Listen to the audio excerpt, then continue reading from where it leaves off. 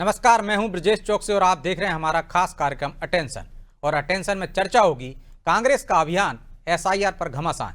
जी हां, क्या एसआईआर से संविधान या लोकतंत्र को कोई खतरा है? ये सवाल इसलिए क्योंकि कांग्रेस 26 नवंबर को एसआईआर के विरोध में संविधान बचाओ अभियान चलाएगी और लोगों के बीच पहुंचकर लोकतंत्र को कैसे बचाना है इस पर चर्चा करेगी। दरअसल कांग्रेस लगातार एसआईआर का विरोध कर रही है। वहीं कांग्रेस के अभियान पर बीजेपी ने कांग्रेस को घेरा और आरोप लगाया कि वो नकारात्मक राजनीति करती है। लेकिन अब सवाल ये है कि एसआईआर तो कांग्रेस के शासनकाल में भी हुई थी, तब संविधान खतरे में क्यों नहीं लगा? क्या लोकतंत्र की आड़ में एसआईआर का विरोध करने का प्लान कांग्रेस ने तैयार किया है? आज चर्चा इन्हीं सवालों के आसपास करेंगे, लेकिन पहले देखिए रिपोर्ट।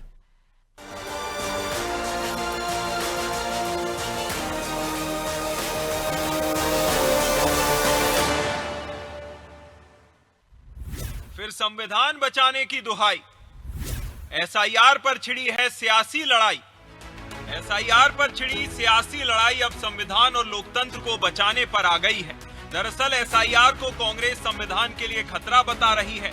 इंदौर में हुई एक बैठक में भी इसे लेकर चर्चा हुई, जहां बैठक में कांग्रेस सांसद दिग्विजय सिंह भी मौजूद रहे।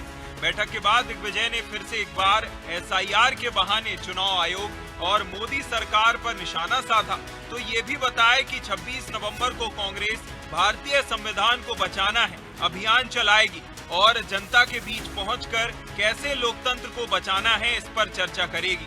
दिग्विजय ने तो जेन जी से भी संविधान को बचाने की अपील की है। इस देश में लोकतंत्र बचाने का आज समय आ गया है। इस देश में संविधान बचाने का अब समय आ गया है। 26 नवंबर को अखिल भारतीय कांग्रेस कमेटी की ओर से हम सबको निर्देश दिए गए हैं कि हम भारतीय संविधान को बचाने के लिए बैठक बुलाएं, सभा करें, लोगों से जनचर्चा करें और विशेषकर मेरे सभी युवा साथियों में, जेन जी आजकल कहते हैं उसे, जितने छात्र हैं, जितने युवा हैं, जिनके सामने भविष्य है, उनके मन से वोटर लिस्ट बन गई तो फिर लोकतंत्र बचेगा कहाँ? इसमें अब कोई दो राय नहीं कि एसआईआर को कांग्रेस बड़ा मुद्दा बनाने में जुटी है। लिहाजा अब कांग्रेस ने इसे लेकर अभियान का रास्ता चुना है। लेकिन उसके अभियान से पहले इस पर बयानबाजी भी तेज हो गई है। बीजेपी ने फिर आरोप लगाए कि कांग्रेस सिर्फ गुमराह करने का काम कर रही है। और क्या कुछ कहा बीजेपी ने, वो भी सुनिए। निर्वाचन आयोग द्वारा मतदाता सूचियों में सुधार के लिए एसआईआर की प्रक्रिया की गई है और देश में पहले भी एसआईआर की प्रक्रिया हो चुकी है। ऐसे में कांग्रेस पार्टी जिस तरह से विरोध कर रही है, ऐसा लगता है कांग्रेस पार्टी घुसपैठियों को, अवैध मतदाताओं को बचाना चाहती है। कांग्रेस पार्टी और उनके कार्यकर्ताओं को एसआईआर की प्रक्रिया में सहयोग करना चाहिए। देश की जनता चाहती है कि जो अवैध नागरिक हों वो मतदाता नहीं होना चाहिए।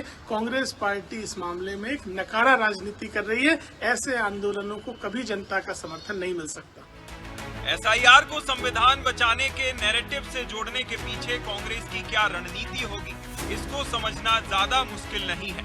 हालांकि सवाल ये है कि क्या ये नैरेटिव प्रदेश में कांग्रेस के लिए फायदेमंद साबित होगा या फिर बिहार की तरह यहाँ भी जनता इन आरोपों को नकार देगी।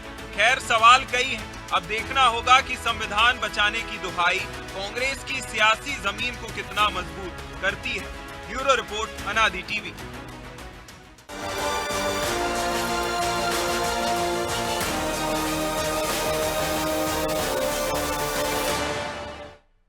इस मुद्दे पर चर्चा के लिए हमारे साथ जुड़ गए हैं वरिष्ठ पत्रकार अशोक शुक्ला और हमारे सहयोगी प्रभु पटेरिया। शुक्ला जी, बहुत बहुत स्वागत है आपका और शुरुआत भी आपसे ही करेंगे। क्या एसआईआर से लोकतंत्र और संविधान को कोई खतरा है?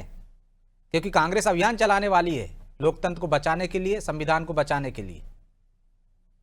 देखिए, कांग्रेस ने अभी तक जो भी अभियान चलाया, किसी को कामयाबी तो मिली नहीं। बिहार में तो उन्होंने वोट अधिकार यात्रा भी निकाली, चुनाव चोरी हो गया, कितने तरह के आरोप उन्होंने लगाए, लेकिन उससे क्या हुआ? उससे कांग्रेस को कोई जो है ना तो चुनावी लाभ हुआ, ना उसको किसी भी तरह से उसको मजबूती मिली। बल्कि कांग्रेस जो है ये गैर जरूरी और वाहियात मुद्दे उठाकर लगातार खुद को कमजोर करती जा रही। 2024 में संविधान को बदल डाला जाएगा, संविधान बदल दिया जाएगा, संविधान खतरे में की बातें की, उसका थोड़ा सा लाभ, थोड़ा कह सकते हैं उसका लाभ था या सरकार के प्रति लोगों में किसी वजह से नाराजगी थी, जिसके चलते कुछ सीटें जो है विपक्ष की बढ़ गई थी, तो इनको लगा कि ये नैरेटिव हमारा जो है हर चुनाव में काम आएगा। लेकिन फिर वही वो संविधान लेके हरियाणा में गए, महाराष्ट्र में गए, उसका कहीं उनको कोई फायदा नहीं मिला। जिस एसआईआर की उन्होंने काफी आलोचना की और जिसको ये कहा कि ये जो है मतदाताओं के नाम जो है डिलीशन का काम कर रही है ये बीजेपी सरकार, तो उसका भी नतीजा हम लोगों ने बिहार में देख लिया, वहां भी उनको कोई कामयाबी नहीं मिली। कांग्रेस ये कहती है कि लोकतंत्र खतरे में है। अगर कांग्रेस को लगता है कि लोकतंत्र खतरे में है तो वो लोकतंत्र में जो चुनाव होते हैं उसमें क्यों शामिल होती है? नहीं होना चाहिए फिर उसको तो इसके लिए एक बड़ा एजिटेशन करना चाहिए, पूरे देश में एक आंदोलन चलाना चाहिए, जैसा कि आपातकाल के बाद में जेपी ने चलाया था। जेपी ने भी इसी मुद्दे को उठाया था कि लोकतंत्र खतरे में है आपातकाल के चलते, और पूरे देश में उन्होंने अभियान चलाया था, उसका उनको फायदा भी मिला था। तो इस तरह से कांग्रेस को करना चाहिए, लेकिन मुझे लगता है कि कांग्रेस के पास में अब मुद्दे है नहीं, गैर जरूरी मुद्दों को वो हवा देने का काम कर रही है, जिसका उसको कोई जो है न तो राजनीतिक लाभ मिल रहा है न उसको चुनावी लाभ मिल रहा है। लोकतंत्र बिल्कुल खतरे में नहीं है, एसआईआर से जनता बिल्कुल नाखुश नहीं है। लोग जो है बड़े उत्साह के साथ में जो है वो जो बीएलओ आते हैं। और एसआईआर कोई पहली बार नहीं हो रही ना शुक्ला जी, पहले भी 8 बार हो चुकी है कांग्रेस, और ये तो होती रहती है और ये आवश्यक भी है। बीच बीच में मतदाता सूची का गहन निरीक्षण बहुत आवश्यक है। कुछ लोग मर जाते हैं, कुछ लोगों का नाम 2-3 जगह पर होता है।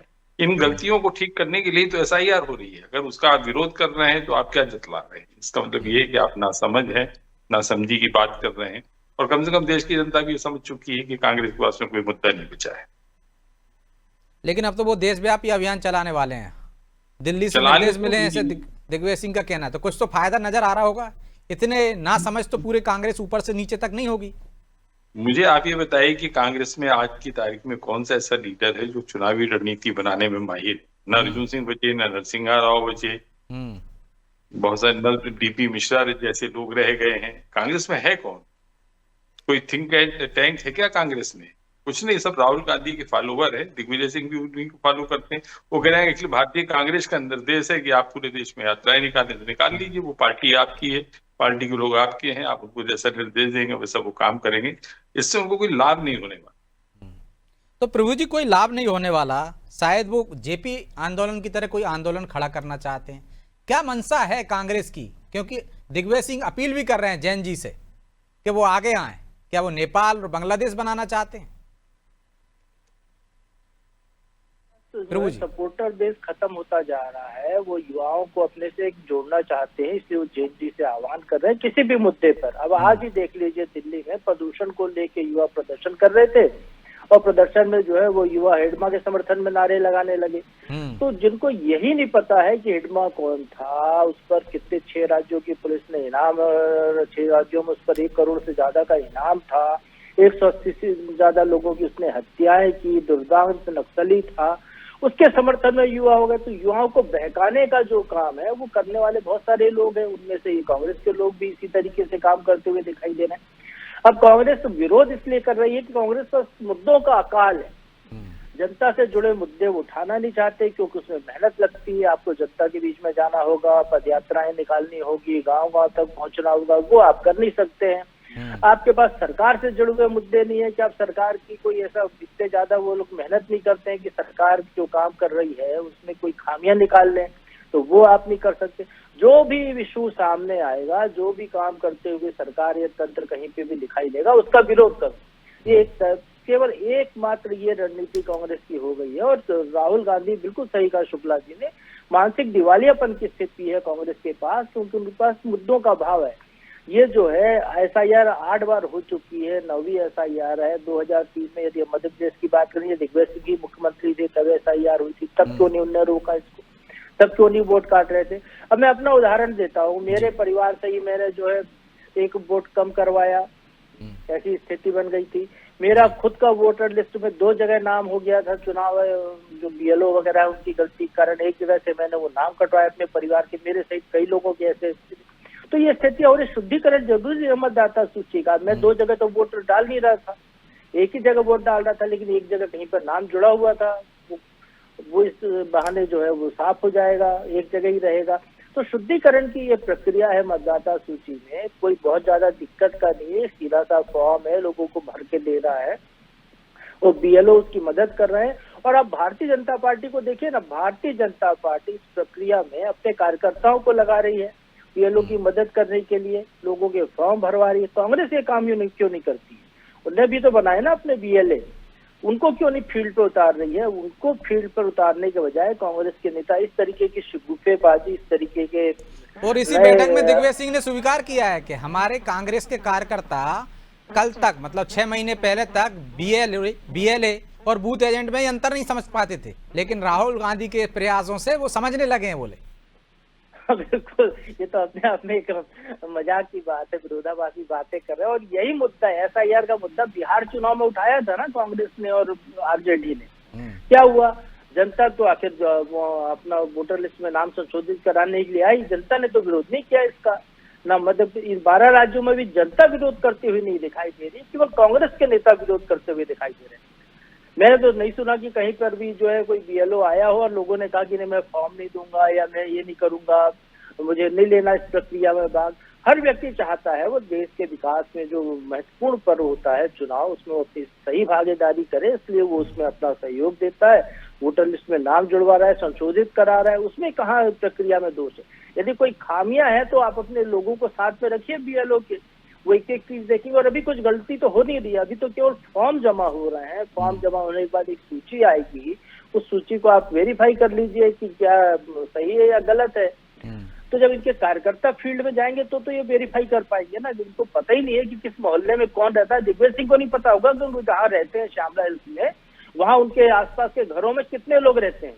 अरे उन्होंने खुद वीडियो जारी किया था बीएलओ के साथ, महिला बीएलओ गई थी, फॉर्म लेते हुए वीडियो वायरल किया था जी, वो खुद ही फॉर्म लेके वो करा रहे। तो इस तरीके के नेता हैं, केवल और केवल शुक्रेबाजी करना, लोगों को भ्रमित करना, ये केवल कांग्रेस का काम रह गया है।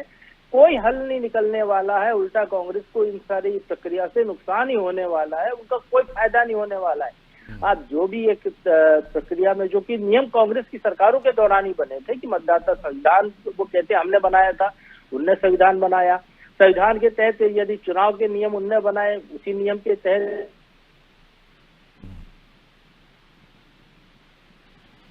यदि उनकी पार्टी की सरकार होती तो शायद वो इस तरीके का काम नहीं करते। तो उनकी सरकार होती तब तो ये हो ही चुका है ना, 8 बार उन्हीं की सरकार में हुआ है। लेकिन शुक्ला जी, क्या शुक्रेबाजी से कोई फायदा लग रहा है आपको? कांग्रेस को कोई फायदा होगा क्या? कोई फायदा नहीं होगा, और ये हम लोग देख चुके हैं ना। मैं आपसे 3 चुनावों का मैंने जिक्र किया। ये जब हरियाणा में गए तो ये संविधान की एक छोटी सी किताब लेकर गए, ये दिखा रहे थे कि संविधान खतरे में है। वहां भी इनको कोई लाभ नहीं हुआ। महाराष्ट्र में भी उन्होंने इसी मुद्दे को उठाया, वहां भी कोई फायदा नहीं हुआ। फिर बिहार में इन्होंने वोट चोरी का मुद्दा उठाया।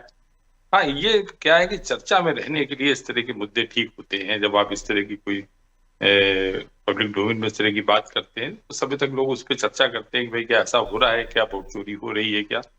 मुझे थोड़ा सा मालूम है कि जो चुनावी मैनेजमेंट है, चुनावी मैनेजमेंट के तहत ये तो होता है छोटे मोटे चुनाव में कि जब लोग जो है अपने समर्थकों का नाम जो है मतदाता सूची में जुड़वा देते हैं, उसमें कुछ गलतियां हो सकती हैं या उसमें कुछ मैनेजमेंट। लेकिन वो तो सीधे सीधे आरोप लगा रहे हैं ना कि उनके मतदाताओं के वोट काट लेते हैं और ये अवैध मतदाताओं को जुड़वा लेते हैं ताकि उनसे वोट डलवा देते हैं। इस तरह के वो सरकारों की चोरी कर रहे हैं। अवैध मतदाता कौन है? उनका कहना है अलग अलग जगह पे, एक ही व्यक्ति बहुत सारी जगह पे जो मतदान करता है उनका। इसमें एक चीज आप ये देखिए कि एक तरफ बीजेपी ये कहती है कि ये घुसपैठियों का नाम जो उसमें दर्ज हो गया है, हाँ, अवैध मतदाता और घुसपैठियों को बचाना चाहते हैं। अगर घुसपैठियों का नाम दर्ज है तो अभी वही कोशिश तो कर रही है जो चुनाव आयोग है, उनको तलाश के, उनको चिन्हित करके उनको मतदाता सूची से न केवल बाहर करने का काम होगा। अभी हम लोगों ने एक टीवी रिपोर्ट में ये देखा है कि बंगाल में बहुत सारे जो बांग्लादेशी थे वो अपना इलाका छोड़कर जो है बांग्लादेश की तरफ लौट रहे हैं। तो कहीं कुछ गड़बड़ियां तो हैं और उन गड़बड़ियों को ठीक करने के लिए एसआईआर हो रहा है।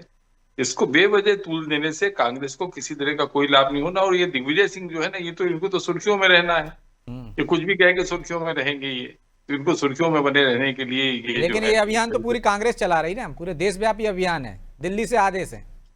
कोई फायदा नहीं होना है इस तरह के। अच्छा देखिए, अब आज की तारीख में कोई भी अभियान जो है आपका सत्तारूढ़ दल के खिलाफ जो है कामयाब नहीं होता है। अब टीवी का जमाना है, आप कोई मुद्दा उठा लीजिए, चुनाव से पहले सरकारें जो है बड़ी घोषणाएं कर देती हैं एक खास वर्ग को जो है लाभान्वित कर देती हैं, उसका थोक में वोट हासिल कर लेती हैं। तो अब जितने भी विपक्षी पार्टियां हैं, जो जहां कहीं भी विपक्षी पार्टी कोई मुद्दा उठा ले, मुझे लगता है कि इस देश में जब तक इलेक्शन जो है इस तरह से कोई व्यवस्था नहीं बनती है कि साहब आपको जो भी घोषणाएं करनी है वो आप जो है इलेक्शन से 1 साल पहले करेंगे, ठीक इलेक्शन के टाइम पर नहीं करेंगे, बल्कि ये मुद्दा अगर कांग्रेस उठा, लेकिन वो मुद्दा नहीं उठा सकती है। अगर वो मुद्दा उठाएगी तो जो लाभान्वित वर्ग है वो नाराज हो जाएगा कि हमारे लाभ में ये आड़े आ रहे हैं। तो कांग्रेस जो है बड़ी धर्म संकट की स्थिति में फंसी हुई, कोई मुद्दा उसके पास में है नहीं, इसलिए एक वाहियात मुद्दे को लगातार वो हवा दे रही। लेकिन प्रभु जी, एक संस्था को तो कटघरे में खड़ा कर रही है। कहीं ना कहीं लोगों के मन में ये तो आएगा कि जो चुनाव आयोग है वो पक्षपात करता है, तो क्या इस तरह से युवाओं को भड़काना चाहती है कांग्रेस और अपना मकसद साधना चाहती है? नहीं ब्रजेश जी, देश का मतदाता कहें चाहे युवा वर्ग कहें बहुत समझदार है, वो ऐसे बहकावे में नहीं आता है। अभी मैंने कहा कि इस SIR की प्रक्रिया में जब से शुरू हुई, आप देखिए लोग कहाँ विरोध कर रहे हैं। कहीं पर विरोध हुआ है क्या? लोगों ने ये कहा कि हम फॉर्म जमा नहीं करेंगे या हम इस प्रक्रिया में नहीं आएंगे। बिहार में विरोध हुआ है क्या पब्लिक की तरफ से? जो एक्चुअल मतदाता है, जो वास्तविक है, जिसकी कोई गड़बड़ी नहीं है, उसको कोई डर नहीं है। जिनकी गड़बड़ी है वो अभी शुक्ला जी बता ही रहे, बंगाल में पलायन कर रहे हैं लोग, क्योंकि उनके पास कोई रिकॉर्ड नहीं है पुराना। सीधा सा मामला है कि आप 2003 की सूची में यदि आपका नाम दर्ज है तो आप वो रिकॉर्ड देख के बता दीजिए, नहीं तो खुद BLO भर देगा, आप बता दीजिए हम यहीं इसी घर पते पे रहते थे, वो हो जाएगा आपका। क्योंकि जो फॉर्म आ रहा है उसमें आपका एपिक नंबर डला हुआ है, वर्तमान बूथ नंबर डला हुआ है, सारी चीजें डली हुई है। अब जो भी पिछली बार जहाँ रहा था उसको इतना तो विधानसभा क्षेत्र तो पता होगा ना उसने कहाँ वोट डाला था, तो वो अपनी जानकारी दे दे। जिनका नहीं है उनको फिर रिकॉर्ड देना है कि भाई मेरे पिताजी यहाँ रहते थे, उनने यहाँ पे वोट डाला, या मेरे दादाजी यहाँ रहते थे, तो वो उसको रिकॉर्ड देना। अब जिनके पास ये रिकॉर्ड नहीं है उनको डर है। जो बिल्कुल सही लोग हैं, देश के नागरिक हैं, जो मतदाता बनने के लायक हैं, नए लोग मतदाता भी शामिल हो रहे हैं, युवा मतदाता, तो उनको कहीं कोई दिक्कत नहीं है। तो पूरी प्रक्रिया में कहीं कोई खामी नहीं है। ये प्रक्रिया पहले भी चल रही थी, उस समय जो उपलब्ध दस्तावेज थे वो लिए जाते थे। अब चीजें बढ़ गई हैं, तो अब उस तरीके से किया जा रहा है। ऑनलाइन हो रहा है पूरा डाटा, सामने आप देख सकते हैं, वेरीफाई करने का मौका आप देखिए। वोटर को तो कांग्रेस पहले हो तो जाने थे एक चरण प्रक्रिया का, उसके बाद कांग्रेस कहे कि इसमें इतने फर्जी मतदाता बीजेपी ने जोड़ दिया, इतने हमारे वोटर घटा दिए बीजेपी ने, वो लोगों को सामने लेकर आए। ये स्थिति कहीं नहीं है। केवल बयानबाजी और केवल राहुल गांधी बोल दें, उसके बाद पूरे कांग्रेस आंदोलन को उतर जाती है, बेवकूफाना हरकत है।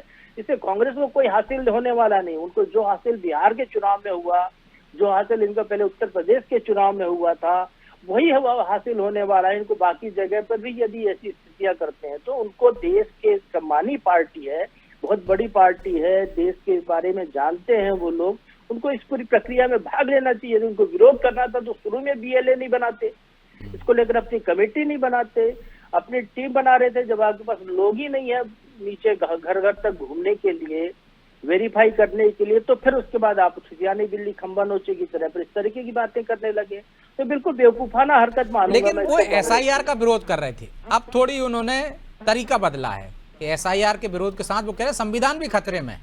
ये जोड़ने के पीछे क्या मकसद है? क्योंकि संविधान खतरे में, ये नारा पहले भी दे चुके हैं, वो चुनाव में उसका क्या असर हुआ था। अब SIR और संविधान खतरे में, दोनों चीजों को लेकर जा रहे हैं जनता के बीच में, और जनता को बताएंगे कि संविधान कैसे खतरे में है, SIR से किस तरह से वो सरकारें चोरी कर लेते हैं। ये राहुल गांधी को तो याद नहीं होगा, लेकिन जगदीश सिंह को बहुत अच्छे से याद होगा कि इंदिरा गांधी ने जब इमरजेंसी लगाई थी, जब कुछ संशोधन किए थे, तब भी देश का संविधान खतरे में नहीं आया था। जब इमरजेंसी में देश का संविधान पे खतरा नहीं आया, तो अब क्या कोई खतरा ला पाएगा देश के संविधान पे? जबकि देश की बहुसंख्यक आबादी आज जागरूक है, पढ़ी लिखी है, जानती है अपने अधिकारों को, संविधान में क्या उसके हक हैं, उस सारी चीजों को जानती है। संविधान खतरे में केवल एक नारा है जिसको बोलकर आदमी अपनी बात को जायज ठहराने की कोशिश करता है। अब जिस पर भी जुल्म होगा वो कहता है संविधान खतरे में। संविधान खतरे में नहीं है। संविधान तो अपने आप में स्थापित है, वो कभी मिट नहीं सकता, अमिट है संविधान, वो जैसा है वैसा ही रहेगा। उसमें बहुत ज्यादा आमूलचूल परिवर्तन नहीं हो सकता। कोई भी पार्टी इस देश में, कभी भी सरकार, यदि फुल फ्लैश मेजोरिटी में आई सरकारें भी, उसमें कोई ऐसा परिवर्तन नहीं कर सकती है, ऐसा उसमें प्रावधान किया गया है। इसलिए संविधान को कोई खतरा नहीं है। खतरा इन राजनीतिक दलों के वजूद को है जो लगातार कम हो रहे हैं, क्योंकि अपनी गलतियों से वो अपनी गलतियों को छुपाकर इस तरीके की बातें गढ़ने की कोशिश करते हैं, इस तरीके से भ्रम फैलाने की कोशिश करते हैं। दिग्विजय सिंह क्यों नहीं निकलते हैं? जब इस तरीके से 2018 में वो निकले थे पदयात्रा करने, नर्मदा के नाम पर सरकार बना ली थी उन्होंने मध्य प्रदेश में, वो क्यों नहीं निकलते इसी मुद्दे को लेकर लोगों के बीच में पदयात्रा निकालने? क्यों नहीं राहुल गांधी इस मुद्दे को लेकर जनता के बीच में जाते? एक ट्वीट कर देने से और एक आंकड़ों को लेकर प्रेस कॉन्फ्रेंस करने से उनका नैरेटिव मजबूत नहीं होता है, उल्टा और कमजोर होता है, क्योंकि उसको लेकर चीजें सामने आती। शुक्ला जी, जब लगातार उनके नैरेटिव जो गढ़ने की कोशिश कर रहे हैं, फेल हो रहे हैं, तो जो आपने भी कहा, प्रभु जी भी कह रहे हैं, क्या वाकई में देश में मुद्दों का अकाल हो गया या मुद्दे है ही नहीं, या उन तक पहुंच नहीं पा रही है कांग्रेस? देखिए, मुद्दे तो इस देश में जलवत हैं। महंगाई का मुद्दा, करप्शन का मुद्दा, बेरोजगारी का मुद्दा, तो तमाम तरह के मुद्दे हैं। लेकिन अब ये मुद्दे जो है बिल्कुल पिटे हुए मुद्दे हैं। आज आप देखिए, कहीं महंगाई की चर्चा हो रही है क्या? अभी पूरे बिहार के इलेक्शन में रोजगार की चर्चा जरूर थी, लेकिन वो भी राहुल गांधी ने पंचर कर दी थी। तेजस्वी तो रोजगार की बात कर रहे थे। उनको ये लग रहा था कि उनके जो ये वोट अधिकार यात्रा है और जो चुनाव चोरी का मसला है उसको जनता एक्सेप्ट कर लेगी और उनको एक बड़ी कामयाबी मिल जाएगी, तो वो उनसे बड़ी चूक हुई है और वो फिर उसी गलती को दोहराने जा रहे हैं। एक बार मैंने आप ही की डिबेट में ये कहा था कि जब आप हार से कोई सबक नहीं सीखते हैं तो आप लगातार हारते जाते हैं। कांग्रेस की जो सबसे बड़ी दिक्कत है कि वो किसी भी हार से कोई सबक नहीं सीख रही है। वो आंख बंद करके चल रही है और उसके समर्थक और उसके जो अनुयायी हैं वो भी उसके पीछे उसी तरह से चल रहे हैं जैसे कि उसका नेतृत्व चल रहा है। नेतृत्व को ये दिख ही नहीं रहा है कि उसकी जन स्वीकारोक्ति नहीं है। राहुल गांधी को इस देश की जनता ने बार बार नकार दिया है, इसके बावजूद कांग्रेस जो है उनको हटाने के लिए तैयार नहीं है। भाई, आप कुछ बदलाव कीजिए, कुछ मुद्दों में बदलाव कीजिए, कुछ नेतृत्व में बदलाव कीजिए, कुछ कामकाज के तरीकों पर आप बदलाव कीजिए और फिर ये देखिए कि इस परिवर्तन का आपको लाभ मिलता है कि नहीं मिलता है। आप लीक पे ही चल रहे हैं और उसी को आप जो एक लकीर को आप पीट रहे हैं कि ये सरकार जो है संवैधानिक संस्थाओं के लिए ये अपनी लकीर बड़ी नहीं करना चाहते, दूसरे की घटाने की कोशिश कर रहे हैं। बिल्कुल बिल्कुल, इनके पास में कोई मुद्दा नहीं है। अभी उससे अगर जनता के मुद्दे आप देखिए तो जनता के सैकड़ों मुद्दे। किसानों का मुद्दा देख लीजिए, किसान जो है वो सरकार से नाराज है, वो उत्पादन लागत मूल्य का जो है उचित वो चाहते हैं, मूल्य चाहते हैं। बेरोजगारी इस देश में है ही है, बहुत सारी की समस्याएं हैं, करप्शन है। आज ये बताइए कि मध्य प्रदेश में करप्शन की अराजक स्थिति हो गई है। नियम कायदों के पालन में प्रभु जी कह रहे हैं ना, उसके लिए मेहनत करना पड़ती है ना उन्हें। बिल्कुल मेहनत करनी पड़ेगी और मेहनत करना नहीं चाहती कांग्रेस। नुक्कड़ सभाएं कीजिए, जनता के बीच में जाइए, जनता के जो कामकाज होते हैं उस कामकाज में आप मददगार साबित होइए, उनकी मदद कीजिए। आज जाइए, किसी का राशन कार्ड बनवाइए, किसी का लाइसेंस बनवाइए, किसी का नामांतरण करवाइए। तो आप पब्लिक से जुड़ने की कोशिश कहाँ कर रहे हैं? आप तो छोटी छोटी प्रेस कॉन्फ्रेंस करके या अखबारों में समाचार देकर जो है आपको लगता है कि आप जनाक्रोश पैदा कर लेंगे। सरकार के खिलाफ जनाक्रोश नहीं पैदा हो रहा है, क्योंकि वो उसकी फ्रीबीज की जो योजनाएं हैं वो हर तरह के जनाक्रोश को कम कर देती है। वो बेरोजगारी की बात को कम कर देती है, वो महंगाई को कम कर देती है। एक मुफ्त जो है वो किसी को लाभान्वित करने वाली कोई घोषणा हो जाएगी। और अब भले ही कांग्रेस कहती रहे कि हम संघर्ष से उपजे हैं, लेकिन बीच में संघर्ष छोड़ दिया क्योंकि सत्ता में लगातार बने रहे। अब संघर्ष करने की जरूरत आई है तो संघर्ष कर नहीं पा रहे, शायद भूल गए हैं वो। लेकिन अब समय की बाध्यता, इसलिए चर्चा को यहीं विराम देना होगा। शुक्ला जी, बहुत बहुत धन्यवाद आपका। तो ना आपातकाल में संविधान खतरे में था, ना अब संविधान खतरे में। जब आपातकाल में नहीं हुआ था तो अब कैसे हो सकता है? क्या कांग्रेस के पास मुद्दों का अकाल है? निश्चित तौर पर मुद्दे भी बहुत हैं, लेकिन उन्हें पकड़कर उन मुद्दों पर चर्चा करने के लिए, जनता के बीच में जाने के लिए मेहनत ज़्यादा पड़ेगी। लेकिन मेहनत करना नहीं चाहती कांग्रेस। वो चाहती है एक नैरेटिव सेट करें जिसके आधार पर वो सत्ता में आ जाए, लेकिन लगातार उसके नैरेटिव फेल हो रहे हैं। तो उसे विचार करना होगा, नई रणनीति बनाना होगी, तब कहीं जनता से जुड़ाव हो पाएगा। बहरहाल अटेंशन में आज इतना ही। मुझे दीजिए इजाजत और आप देखते रहिए अनादि टीवी। नमस्कार।